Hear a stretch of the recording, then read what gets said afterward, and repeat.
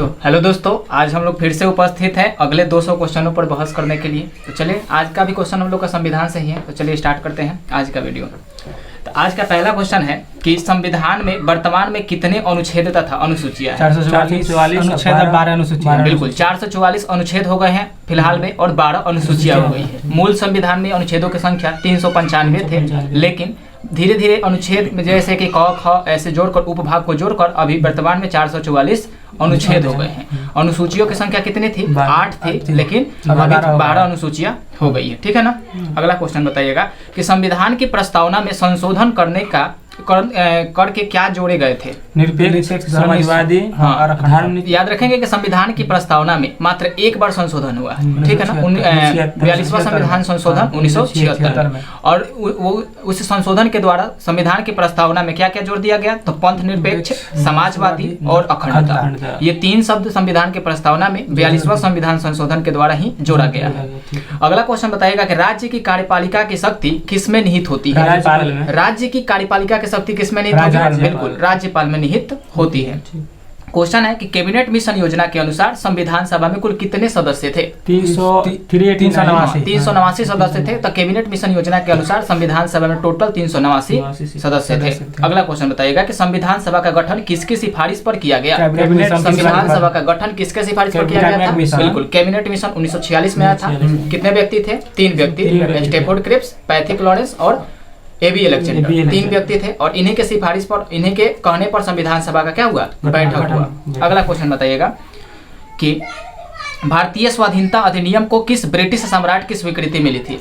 England. भारतीय स्वाधीनता अधिनियम को किस दिन ब्रिटिश सम्राट की स्वीकृति मिली थी? 18 जुलाई 1947। बहुत बढ़िया, 18 जुलाई 1947 को भारतीय स्वाधीनता अधिनियम, जिसे भारत स्वतंत्रता अधिनियम कहते हैं, उसको ब्रिटिश सरकार की क्या मिल गई? स्वीकृति मिल गई।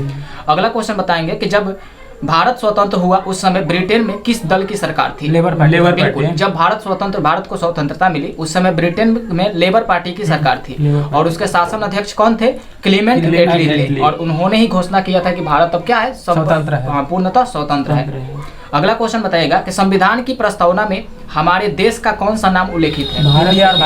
बिल्कुल, हमारे देश का तो वैसे बहुत सारे नाम है, आर्यावर्त, हिंदुस्तान, ठीक है, जम्बूद्वीप, बहुत सारे नाम है, लेकिन भारत के संविधान की अगर संविधान में देखा जाए तो मात्र 2 ही नाम उल्लेखित है। कौन कौन? भारत और इंडिया। अगला क्वेश्चन बताइएगा कि भारतीय संसद की कार्यवाही में बिना सदस्यता प्राप्त किए कौन भाग ले सकता है? भारत का भारत का जो महान्यायवादी होता है ना, भारत के अटॉर्नी जनरल या भारत के महान्यायवादी कहिए, इनकी नियुक्ति अनुच्छेद 76 के तहत राष्ट्रपति द्वारा की जाती है। और इनको ऐसा मतलब शक्ति प्रदान है कि ये लोकसभा के सदस्य नहीं भी रहेंगे ना, फिर भी लोकसभा की बैठक में या संसद की बैठक में भाग ले सकते हैं। सिर्फ इन्हें वोट देने का अधिकार नहीं दिया गया है, लेकिन ये किसी भी संसद के किसी भी बहस में आराम से भाग ले सकते हैं। अगला क्वेश्चन बताइएगा कि भारतीय संविधान की प्रस्तावना में समाजवाद और धर्मनिरपेक्षता को किस संविधान संशोधन के अंतर्गत शामिल किया गया? बिल्कुल, 42वां संविधान संशोधन कब हुआ था? 1976 में। सरकार थी इंदिरा गांधी की, और उसी समय प्रस्तावना में संशोधन करके पंथ निरपेक्ष और क्या जोड़ा गया था? समाजवादी शब्द को जोड़ा गया था। अगला क्वेश्चन बताएंगे कि भारत के संविधान में प्रस्तावना में सबसे पहले संशोधन कब हुआ? 1976 में सबसे पहला संशोधन हुआ था। बिल्कुल सही बात, एक ही बार हुआ है। विश्व का सबसे बड़ा संविधान किस देश का है? भारत। बिल्कुल, विश्व का सबसे बड़ा लिखित संविधान किसका है? भारत का है। अगला क्वेश्चन बताइएगा कि मौलिक अधिकार, न्यायिक पुनरावलोकन, राष्ट्रपति और उस पर महाभियोग, वित्तीय आपातकाल, उच्च व उच्चतम न्यायालय के न्यायाधीशों को हटाने की प्रक्रिया तथा न्यायालय की सर्वोच्चता की अवधारणा किस देश के संविधान से ली गई? अमेरिका के संविधान से मौलिक अधिकार, राष्ट्रपति पर महाभियोग, उच्च न्यायालय के न्यायाधीश पर महाभियोग, संविधान की सर्वोच्चता, ये सभी प्रावधान कहाँ से लिए गए हैं? अमेरिका के संविधान से लिए गए हैं। अगला क्वेश्चन आप बताइए कि संसदात्मक शासन प्रणाली, एकल नागरिकता एवं विधि निर्माण की प्रक्रिया किस संविधान से ली गई है? एकल नागरिकता लिया गया किस संविधान से? याद रखेंगे, ब्रिटेन के संविधान से एकल नागरिकता लिया गया है। ठीक है ना। अगला क्वेश्चन बताइए कि आयरलैंड के संविधान से ली गई मुख्य शक्ति कौन सी है?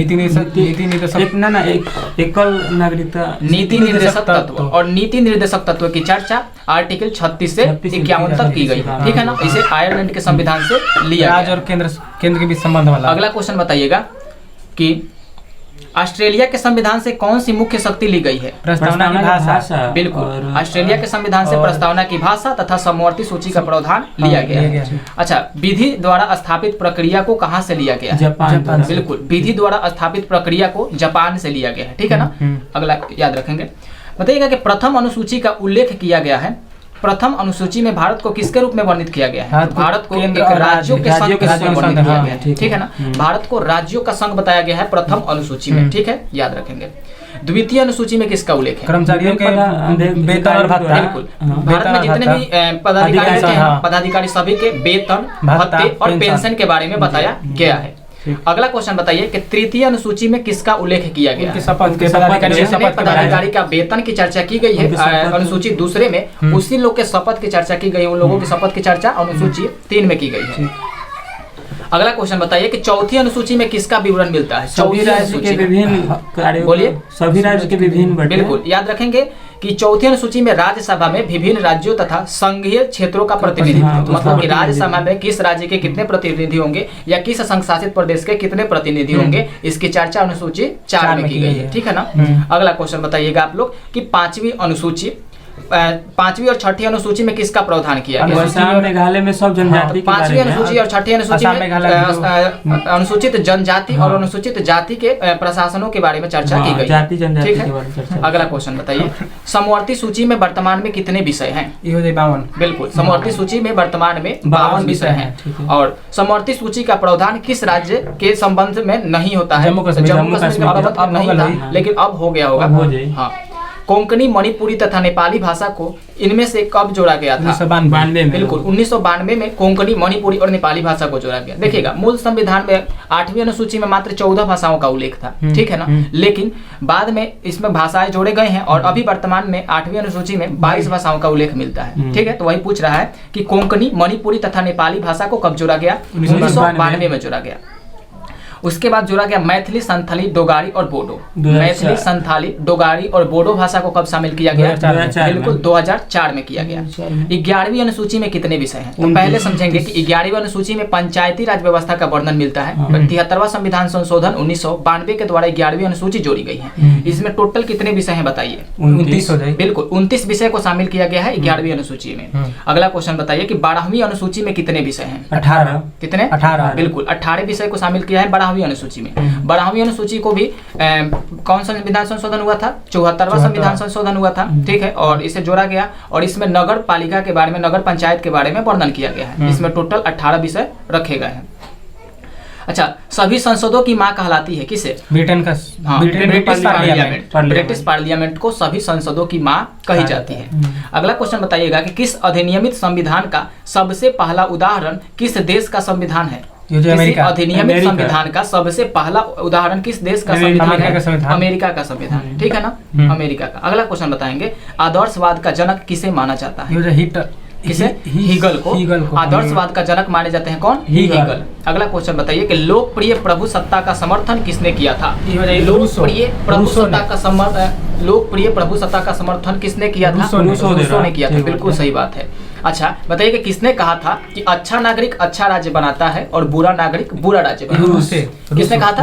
बिल्कुल सही जवाब है। रूसे ने ही कहा था कि अच्छा जो नागरिक होगा वो अच्छा राज्य बनाएगा और जो नागरिक बुरा होगा वो कैसा राज्य बनाएगा? बुरा राज्य बनाएगा।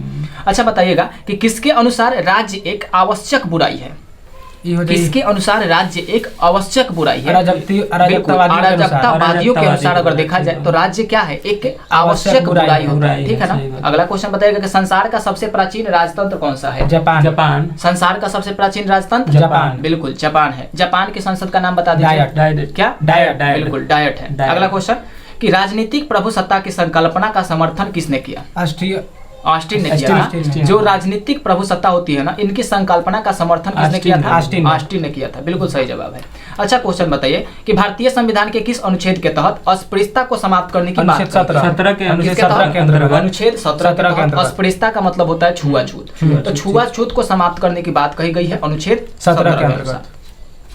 बहुत बढ़िया क्वेश्चन है। कह रहा है ना कि संघात्मक प्रणाली के उठे विवाद को सुलझाने के लिए संविधान में विशेष प्रावधान की व्यवस्था की गई है और इसके लिए सर्वोच्च न्यायालय को केंद्र और राज्यों के बीच संवैधानिक झगड़ा के निर्णय का अधिकार दिया गया है। संविधान के किस अनुच्छेद के तहत इसका प्रावधान है? अनुच्छेद 131। बिल्कुल 131 में ये बात कही गई है कि केंद्र और राज्य के बीच अगर कोई विवाद उठता है तो इसका निर्णय कौन लेगा? सर्वोच्च न्यायालय के मुख्य न्यायाधीश लेंगे। ठीक है, और इसी की चर्चा अनुच्छेद 131 में कर दिया गया है। अच्छा बताइए क्वेश्चन कि राष्ट्रपति का अभिभाषण कौन तैयार करता है? मंत्रिमंडल। कौन? केंद्रीय मंत्रिमंडल तैयार करते हैं राष्ट्रपति का अभिभाषण। चलिए बताया गया कि पंचायत के चुनाव कराने के लिए निर्णय किसके द्वारा लिया जाता है? राज्य सरकार। बिल्कुल सही जवाब है कि अगर पंचायत में चुनाव कराना है या नहीं कराना है, इसका निर्णय राज्य सरकार खुद लेगा। ठीक है ना, केंद्र सरकार का इसमें कोई भागीदारी नहीं है पंचायत में चुनाव कब होगा। ठीक है ना।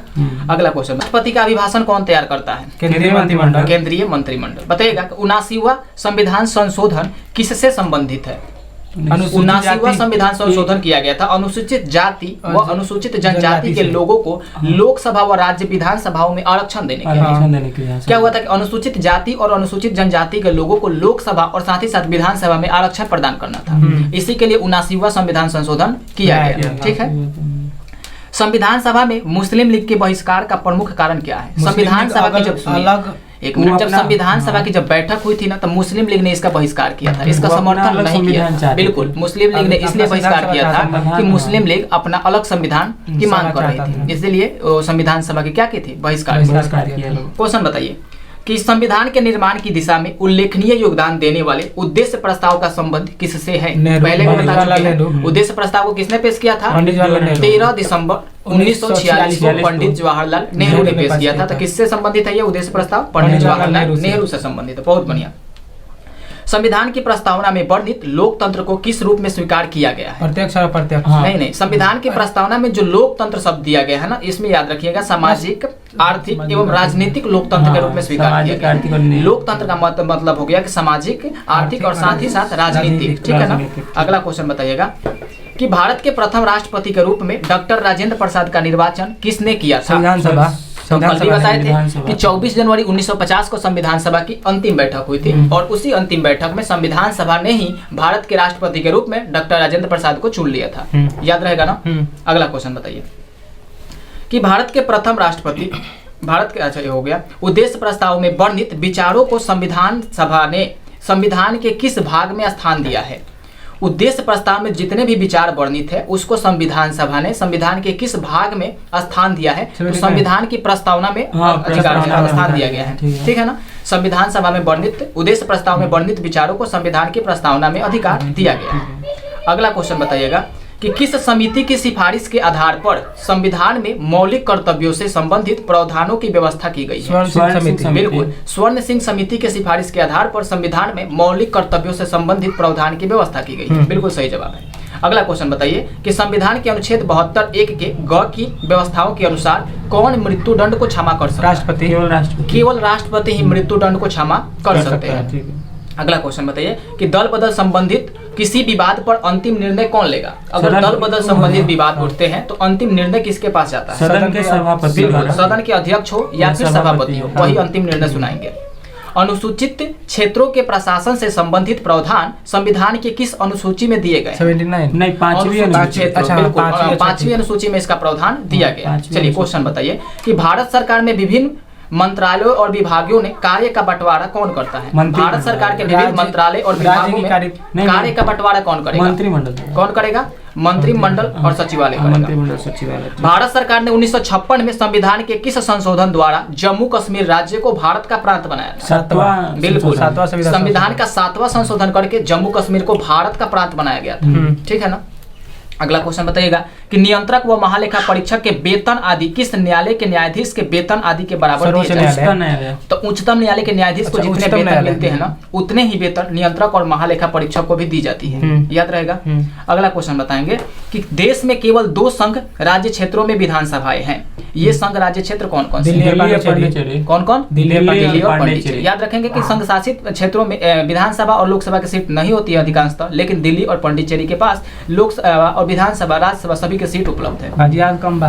राजीव भी एकदम। अगला क्वेश्चन बताइए, जम्मू कश्मीर राज्य की विधानसभा में राज्यपाल कितनी महिलाओं को नामजद? मात्र 2। बिल्कुल, मात्र 2 महिलाओं को ही नामजद करते हैं राज्यपाल जम्मू कश्मीर की विधानसभाओं में। अगला क्वेश्चन बताइए, भारतीय संविधान के किस अनुच्छेद के द्वारा बेगार तथा बलात् श्रम को प्रतिषेध किया गया? अनुच्छेद 23 के द्वारा। अनुच्छेद 23 के द्वारा बलात् श्रम को क्या किया गया है? प्रतिषेध किया गया। चलिए क्वेश्चन बताइए कि संविधान की प्रस्तावना में प्रयुक्त किस शब्द का तात्पर्य भारत का राज्य अध्यक्ष वंशानुगत नहीं होगा? गणतंत्र हो जाएगी। तो संविधान की प्रस्तावना में गणतंत्र शब्द का प्रयोग किया गया है और इसमें गणतंत्र का मतलब ही हो गया कि जो भारत का शासन होगा वो वंशानुगत नहीं चलेगा, मतलब कि इसके शासन जो भी करेंगे उनकी चुनाव होगी और वो भी जनता खुद करेगी उनका चुनाव। राजा का बेटा राजा नहीं। जैसे उत्तर कोरिया में क्या है? राजतंत्र है, जो कौन तानाशाह है उसी का कोई पुत्र या किंग जोंग उसी का कोई बेटा बनेगा अगला तानाशाह, लेकिन भारत में ऐसा कुछ नहीं है। राजा के बेटा अगला राजा क्वेश्चन नहीं बनेगा। कि भारत के संविधान के किस अनुच्छेद में सर्वोच्च न्यायालय के न्यायाधीश पर महाभियोग चलाने का प्रावधान है? 124। बिल्कुल 124 में यह बात कही गई है कि अगर सर्वोच्च न्यायालय के न्यायाधीश से कोई गलती होती है या फिर कुछ ऐसा काम करते हैं जो कि संविधान का क्या करता है? उल्लंघन करता है, संविधान का उल्लंघन करता है, तो उन पर महाभियोग की कार्रवाई चलाकर उन्हें हटाया जा सकता है। ठीक है ना? तो इसी के बाद इस बात की चर्चा की गई है अनुच्छेद 124 में, बिल्कुल याद रखेंगे। बताइएगा कि भारत का संसदीय प्रजातंत्र किस देश से प्रभावित है? ब्रिटेन से। किससे? ब्रिटेन से। बिल्कुल, भारत का जो संसदीय प्रजातंत्र है ये ब्रिटेन से प्रभावित है। ठीक है ना? याद रखेंगे। अगला क्वेश्चन बताएंगे कि सर्वप्रथम किस अधिनियम के द्वारा भारत में उत्तरदायी शासन की स्थापना की गई? भारत में एक उत्तरदायी शासन की स्थापना होती है 1919 के भारत शासन अधिनियम के द्वारा। 1919 के भारत शासन अधिनियम के द्वारा भारत में एक उत्तरदायी शासन की स्थापना की जाती है। अच्छा क्वेश्चन बताइए कि जम्मू कश्मीर भारत संघ का एकमात्र ऐसा राज्य है जिसका पृथक संविधान है। ठीक है, यह संविधान किस वर्ष अंगीकार एवं लागू किया गया? 26 जनवरी 1957 को जम्मू कश्मीर का संविधान लागू हुआ था, अंगीकृत नहीं हुआ था, लागू हुआ था 1956 में शायद। अगला क्वेश्चन बताइएगा कि भारतीय संविधान की सर्वोच्चतम प्रकृति क्या है? एकमात्र भारतीय संविधान की सर्वोत्तम प्रकृति यह है कि एकात्मक लक्षणों से युक्त है और ये संघात्मक है। भारतीय संविधान एकात्मक लक्षणों से युक्त और संघात्मक संविधान है। 1953 में गठित राज्य पुनर्गठन आयोग के अध्यक्ष कौन थे? फजल अली। बिल्कुल, न्यायमूर्ति फजल अली थे राज्य पुनर्गठन आयोग के अध्यक्ष। और कल बताए थे कि भाषाई आधार पर प्रथम राज्य किसका चुनाव हुआ था? बिल्कुल, आंध्र प्रदेश का चुनाव हुआ था। अब बताएंगे कि प्राण और दैहिक स्वतंत्रता का संरक्षण किस अनुच्छेद के तहत किया गया है? बिल्कुल, अनुच्छेद 21 में प्राण और दैहिक स्वतंत्रता दी गई है और इसको आपातकाल के दौरान भी निलंबित नहीं किया जा सकता है। अगला क्वेश्चन बताएंगे कि भारत सरकार ने 1956 में संविधान के किस संशोधन के द्वारा जम्मू कश्मीर राज्य को भारत का प्रांत बनाया? कौन सा संशोधन? 7वां संशोधन 1956 में हुआ था और इसके द्वारा क्या हुआ था? जम्मू कश्मीर को क्या बनाया गया था? भारत का प्रांत बनाया गया था। अगला क्वेश्चन बताइएगा कि भारतीय जनता पार्टी की स्थापना 1951 में भारतीय जनसंघ के रूप में किसके नेतृत्व में हुई थी? श्यामा प्रसाद मुखर्जी के नेतृत्व में भारतीय जनता पार्टी की स्थापना 1951 में की गई थी। अगला क्वेश्चन बताइएगा कि किसी सदस्य के द्वारा सरकार की किन्हीं विशेष नीतियां या कार्रवाइयों की आलोचना के उद्देश्य से लाए गए प्रस्ताव को क्या कहा जाता है? निंदा प्रस्ताव। किसी भी सदस्य के द्वारा किसी भी सदस्य के द्वारा सरकार की किन्हीं विशेष नीतियां, कोई सरकार नीति लाना चाहती है, ठीक है ना, उसके खिलाफ में कोई सदस्य क्या करता है? उसकी आलोचना करता है, निंदा और उसे रोकने का के लिए एक प्रस्ताव पेश करता है संसद में, तो उस प्रस्ताव को क्या कहते हैं? निंदा प्रस्ताव कहते हैं। अगला क्वेश्चन बताइएगा कि किसी पक्ष के कोई पद या मताधिकार के लिए दावा करने पर राज्य उसकी वैधता की जांच किस न्यायिक उपचार के द्वारा करता है? और अधिकार परीक्षा के तहत उसकी जांच की जाती है अगर कोई व्यक्ति अपने पद या मताधिकार का दावा करेगा तो। ठीक है ना? अगला क्वेश्चन बहुत ईजी है, बताइए कि भारतीय संविधान में एकल नागरिकता का प्रावधान लिया गया है। एकल नागरिकता का प्रावधान भारतीय संविधान में कहां से लिया गया है? बिल्कुल, ब्रिटेन के संविधान से एकल नागरिकता का प्रावधान भारतीय संविधान में लिया गया है। अब क्वेश्चन बताएगा कि राज्यसभा आयोग के प्रथम अध्यक्ष कौन थे? राज्यसभा आयोग के प्रथम अध्यक्ष कौन थे? बीजी खड़े थे। राज्यसभा आयोग के राजभाषा आयोग के प्रथम अध्यक्ष कौन थे? बीजी खड़े थे। बताइएगा कि भारतीय संविधान में लोक सेवा आयोग की प्रावधान किया गया है। लोक सेवा आयोग मतलब यूपीएससी। यूपीएससी का प्रावधान संविधान के किस अनुच्छेद के अंतर्गत किया गया है? 315। अनुच्छेद 315 के तहत यूपीएससी अर्थात संघ लोक सेवा आयोग का प्रावधान किया गया है। अगला क्वेश्चन बताइए, यूपीएससी दिवस कब माना जाला? नहीं पता है। संविधान की 11वीं अनुसूची में पंचायती राज संस्थाओं में शामिल किए गए विषयों की संख्या कितनी है? पहले बता चुके हैं कि 11वीं अनुसूची में पंचायती राज व्यवस्था है और टोटल कितने विषय शामिल किए गए हैं? 29 विषय शामिल किए गए। बताइएगा कि भारतीय संघ के राष्ट्रपति किसके परामर्श से कार्य करता है? प्रधानमंत्री। बिल्कुल, भारत के जो संघ के राष्ट्रपति होते हैं ना, ये प्रधानमंत्री के परामर्श से अपना कार्य करते हैं। चलिए, किसी संवैधानिक संशोधन के द्वारा यह तय किया गया कि राष्ट्रपति मंत्रिपरिषद की राय मानने के लिए बाध्य होगा। अगर पूरा मंत्रिपरिषद मिलकर राष्ट्रपति को क्या करे, राष्ट्रपति को कोई परामर्श दे तो राष्ट्रपति उनका परामर्श मानने के लिए क्या होंगे, बाध्य होंगे। इसका चर्चा किया गया है 42वां संविधान संशोधन के तहत, ठीक है ना। 42वां संविधान संशोधन जब हुआ तो ये अनिवार्य हो गया कि जो राष्ट्रपति होंगे वो मंत्रिपरिषद की राय मानने के लिए बाध्य होंगे। जवाहरलाल नेहरू के नेतृत्व में अंतिम सरकार का गठन कब हुआ था? अंतरिम सरकार का गठन बताइए, जवाहरलाल नेहरू के नेतृत्व में हुआ था और कब हुआ था? 1946 में हुआ था। अंतरिम सरकार का गठन 1946 सितंबर 1946। अगला क्वेश्चन बताइए कि संविधान सभा के किस प्रांत के प्रतिनिधि सर्वाधिक थे? संयुक्त प्रांत।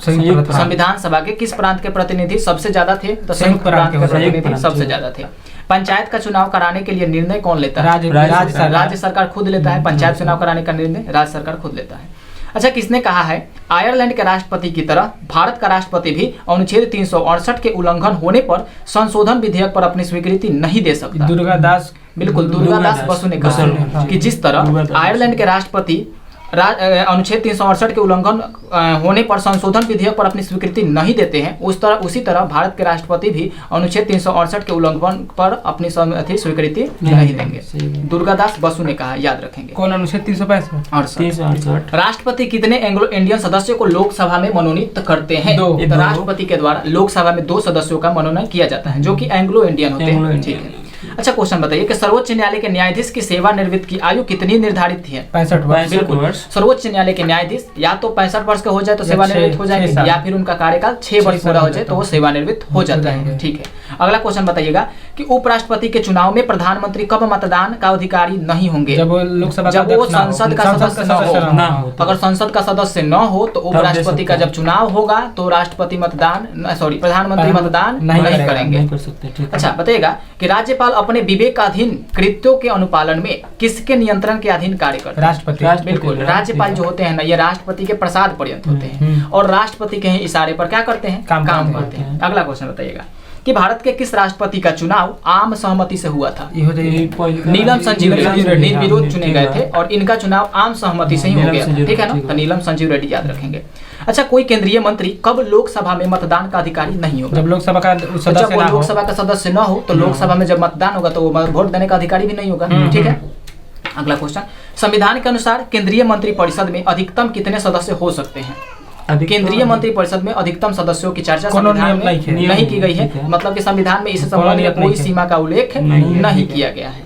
अच्छा, अब आगे क्वेश्चन हम लोग देखेंगे कि केंद्र सरकार के मंत्री व्यवहारिक एवं संवैधानिक रूप से किसके प्रसाद पर्यंत अपना पद ग्रहण करते हैं? केंद्र सरकार के जितने भी मंत्री होते हैं ना, ये राष्ट्रपति और प्रधानमंत्री के प्रसाद पर्यंत होते हैं। राष्ट्रपति और प्रधानमंत्री के प्रसाद पर्यंत होते हैं। प्रत्येक सरकार के मंत्री व्यवहारिक एवं संवैधानिक रूप से किसके प्रसाद पर्यंत रहते हैं? राज्य के बारे में चर्चा की जा रही है। प्रत्येक राज्य सरकार के मंत्री व्यवहारिक एवं संवैधानिक रूप से किसके प्रसाद पर्यंत अपना कार्य करते हैं?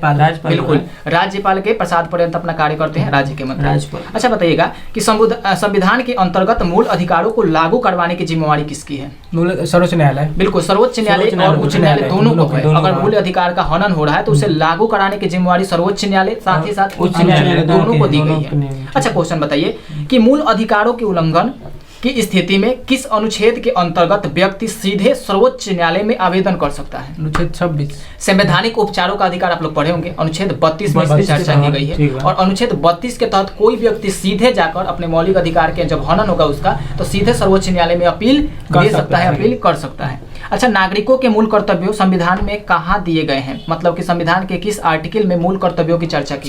4 बिल्कुल, संविधान के भाग 4 के ए यानी कि 51 के क अनुच्छेद 51 के क में मूल कर्तव्यों की चर्चा की गई है। पहले हम लोग पढ़ चुके हैं कि मूल कर्तव्यों को रूस के संविधान से लिया गया है, स्वर्ण सिंह समिति के सिफारिश पर लिया गया है।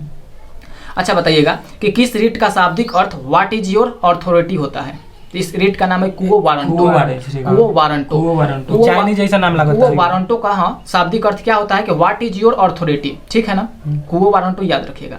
अच्छा क्वेश्चन बताइए, इजी क्वेश्चन है कि राज्य के नीति निर्देशक सिद्धांतों के अंतर्गत किस आयु तक के बच्चे के लिए सरकार का निःशुल्क तथा अनिवार्य शिक्षा दिलाने का दायित्व 14 साल 14 वर्ष तो तक। देखिए 14 साल के सरकार बच्चे का दायित्व बनता है कि यदि कोई बच्चा 14 वर्ष से कम हो तो उन्हें निःशुल्क शिक्षा दिलाए। तो सरकार को एक और दायित्व लेना चाहिए कि जो लड़का कम से कम ग्रेजुएशन कर लिया है उसको क्या किया जाए, कहीं ना कहीं सरकारी नौकरी में काम दिया जाए। ठीक अरे ठीक है? बहालिया निकाला जाए, और- परीक्षा लिया जाए और तो नौकरी ऐसा हो जाएगा। हाँ। भारत का वह राष्ट्रपति जो पूर्व में लोकसभा के अध्यक्ष भी रह चुके थे कौन है? ये हो जाए भारत के ऐसे एकमात्र राष्ट्रपति नीलम संजीव नीलम रेड्डी संजीव थे, ये जो रेड्डी, पूर्व में लोकसभा के क्या रह चुके थे, अनिल- अध्यक्ष भी रह चुके थे। ठीक है ना, तो नीलम संजीव रेड्डी हो जाएंगे। अगला क्वेश्चन बताइएगा कि राष्ट्रपति की अनुमति हेतु भेजे गए किसी विधेयक पर राष्ट्रपति कब तक अपनी अनुमति देने के लिए बाध्य कोनो है? नियत नहीं है, बाद में बिल्कुल नहीं। नियम नहीं है। राष्ट्रपति पर कोई जबरदस्ती नहीं है। अगर आप कोई बिल लोकसभा में पास करके भेज दिए राष्ट्रपति के पास, तो राष्ट्रपति के पास पॉकेट वीटो शक्ति होती है। वो चाहे तो उस पर अपना मंजूरी देंगे और नहीं चाहेंगे तो वो बिल को वहीं रख लेंगे अपने पॉकेट में। उसके बाद उसकी कोई चर्चा भी नहीं होगी कि वो बिल कहाँ गया। ठीक है ना, तो इसके संविधान में कोई समय सीमा निर्धारित नहीं की गई है कि राष्ट्रपति को कितने दिन के अंदर उस बिल पर सहमति देना है। ठीक है, पॉकेट में रख ली है। हाँ। धन विधेयक को संसद के किस सदन में प्रस्तुत किया जाता है? लोकसभा बिल्कुल, में। तो धन विधेयक को संसद के लोकसभा में प्रस्तुत किया जाता है। कल हम लोग क्वेश्चन पढ़े थे कि धन विधेयक पर राज्यसभा का क्या अधिकार है, तो खाली सिर्फ आरजी कर सकता है, याचिका कर सकता है मतलब। याचिका कर थोड़ा सकता सा ज्यादा अधिकार नहीं है धन विधेयक के संबंध में राज्यसभा के पास।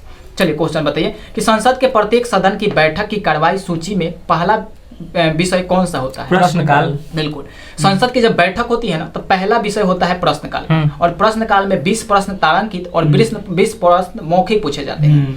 जो तारांकित प्रश्न होते हैं उसे संसदों के सदस्यों को लिखित जवाब देना होता है, और जो मौखिक प्रश्न होते हैं 20 उसका जवाब उन लोगों को मौखिक देना होता है। ठीक है, तो प्रश्नकाल की अवधि मात्र 1 घंटा की होती है, ये भी याद रखेंगे।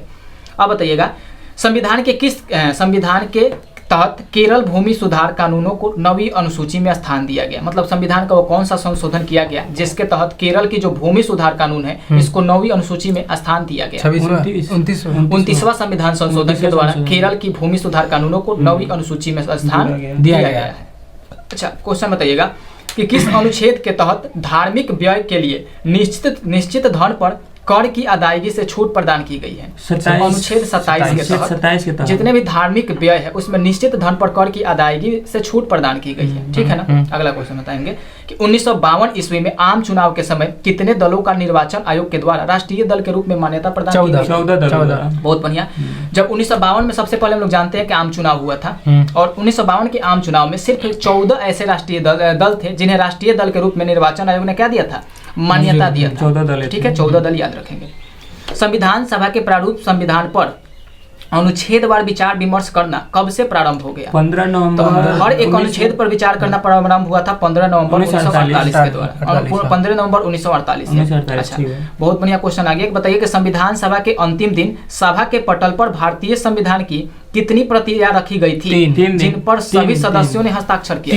बिल्कुल, 3 ही प्रतियां रखी गई थी। तो संविधान सभा के अंतिम दिन क्या था? 24 जनवरी 1950। संविधान सभा का अंतिम दिन था 24 जनवरी 1950, और उस दिन भारतीय संविधान की 3 प्रतियां रखी गई थी जिन पर सभी सदस्यों ने अपना क्या किया था? हस्ताक्षर किया था। अब क्वेश्चन बताइए कि सर्वप्रथम राष्ट्रीय आपातकाल की घोषणा 26 अक्टूबर 1962 को की गई थी। दूसरी बार राष्ट्रीय आपातकाल की घोषणा कब की गई? 1971। तो पहली बार तो आपातकाल लगाने की घोषणा 1962 में की गई क्योंकि भारत चीन युद्ध का कारण था। दूसरा बार हुआ था 3 दिसंबर 1971 क्योंकि भारत पाक भी युद्ध हो चुका था। बांग्लादेश जिसे कहते हैं, पूर्वी पाकिस्तान जिसे कहते हैं, इंदिरा गांधी की सरकार में ये युद्ध लड़ा गया था। तो दूसरी बार पहले का अटल बिहारी वाजपेयी की सरकार में भारत चीन 1962 में हुआ था ना। केंद्र सरकार में 1962 में प्रधानमंत्री कौन होगा? जवाहरलाल नेहरू हुए ना जाके विदेश में। अगला जब राष्ट्रपति के द्वारा वित्तीय आपातकाल की घोषणा की जाती है तब संसद द्वारा इसका अनुमोदन कितने दिनों के अंतर्गत कर देना चाहिए? 2 माह के अंतर। बिल्कुल, मतलब 60 दिन। अगर राष्ट्रपति वित्तीय आपातकाल की घोषणा करती है तो संसद का इसका अनुमोदन 2 माह के अंदर हो जाना चाहिए। संसद के द्वारा इसका अनुमोदन 2 माह के अंदर हो जाना चाहिए। बताइएगा कि भारतीय संविधान के किस अनुच्छेद में कहा गया है कि संघ के लिए एक संसद होगी जो राष्ट्रपति और दोनों सदनों से मिलकर बनेगी? 79। आर्टिकल 79 में यह बात कही गई है कि जो संसद होगी उसमें राज्यसभा, लोकसभा तथा राष्ट्रपति तीनों शामिल होंगे। तो याद रखेंगे राष्ट्रपति संसद का भाग है। राष्ट्रपति के बिना आप सीधे लोकसभा और राज्यसभा को संसद नहीं कह सकते हैं। अगर आप संसद शब्द का प्रयोग करते हैं तो याद रखेंगे आप किसका प्रयोग कर दिए? राज्यसभा, लोकसभा तथा राष्ट्रपति। ठीक है। ठीक है, अगला क्वेश्चन बताइए कि किस अनुच्छेद के तहत सर्वोच्च न्यायालय को यह अधिकार दिया गया है कि सैनिक न्यायालय को छोड़कर वह भारत के अन्य किसी न्यायालय अथवा न्याय मंडल के निर्णय के विरुद्ध सर्वोच्च न्यायालय में अपील करने की अनुमति प्रदान कर सकता है। 135 तो देखिएगा आर्टिकल 135 में यह बात कही गई है कि मान लीजिए कि आपका कोई केस किसी छोट मोट उच्च न्यायालय में चल रहा है और आपका जो सुनवाई हुआ उससे आप संतुष्ट नहीं है, तो आप सीधे अपना सुनवाई सर्वोच्च न्यायालय से पाने के लिए, अपना न्याय पाने के लिए आप अपील कर सकते हैं और ये लिख सकते हैं कि मैं इस राज्य के उच्च न्यायालय के प्रति को जैसे कि क्या होता है निर्णय को मंजूर नहीं करता हूँ, मुझे ये मंजूर नहीं है इसका निर्णय, आप निर्णय लीजिए कि मैं दोषी हूँ या क्या हूँ। लेकिन अगर कोई सैनिक पर यही होता है, अगर सैनिक कोर्ट अलग होता है और कोई सैनिक किसी सैनिक को सजा देता है तो उसका सर्वोच्च न्यायालय में अपील नहीं किया जा सकता है। तो सैनिक न्यायालय को छोड़कर किसी अन्य न्यायालय के द्वारा किए गए निर्णय को आप चुनौती दे सकते हैं। कहाँ? सर्वोच्च न्यायालय में चुनौती दीजिए, सो जाइए, अगला जन्म में हो जाएगा। चुनौती दे सकते हैं सैनिक न्यायालय को छोड़कर, ठीक है ना। अगला क्वेश्चन बताइएगा, अगला 2 क्वेश्चन लास्ट है। बताइएगा कि किस संविधान संशोधन के माध्यम से व्यवस्था की गई है कि अब राज्यों को प्रत्यक्ष केंद्रीय करों से प्राप्त कुल धनराशि का 29% हिस्सा मिलेगा।